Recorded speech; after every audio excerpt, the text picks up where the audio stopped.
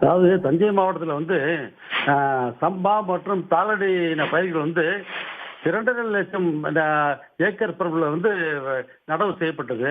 அதில் வந்து கடந்த 2 நாட்களாக பெய்த மழையில் வந்து அந்த ஒரத்தநாடை அடுத்துள்ள திருநள்ளூர் கிராமத்தில் செல்லக்கூடிய அந்த வேதபுரி அந்த வடிகால் வாய்க்கால் வந்து கொஞ்சம் உடைப்படுத்துருச்சு. இப்போ இப்போ அந்த உடைப்பை வந்து இன்னைக்கு வந்து அதிகாரிகள் வந்து சீரமைச்சிட்டாங்க. இருந்தாலும் அந்த மழைநீர் வந்து 100க்கும் மேற்பட்ட ஏக்கர் பரப்பிலான சம்பா இளம் பயிர்கள் வந்து அந்த நீர் மூழ்கிடுச்சு. நீர் மூழ்கி அந்த பயிர்கள்லாம் இப்போ வந்து பாதிக்கப்பட்டிருக்கு. தண்ணி வடிய வழி இல்லை. அந்த அந்த பகுதி விவசாயிகள் வந்து என்ன சொல்கிறாங்கன்னா, நாங்கள் ரொம்ப சிரமப்பட்டு விவசாயம் பண்ணுறோம், தண்ணி வடிகிறதுக்கு வழி இல்லை.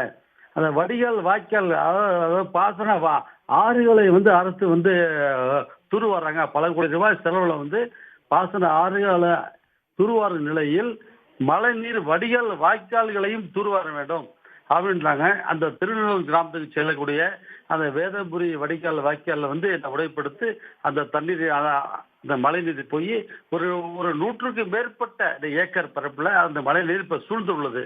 தண்ணீர் வடிய வழி இல்லை. ஆனால் மேலும் இப்போ வந்து இப்போ இன்னைக்கு வந்து மழை இல்லை. இந்த மழை மேலும் நீடித்தால் அந்த பயிர்கள் அனைத்தும் அழுகிவிடும் அப்படின்றாங்க விவசாயிகள். அதாவது அதுக்கு உரிய இந்த நிவாரணம் வழங்க வேண்டும்.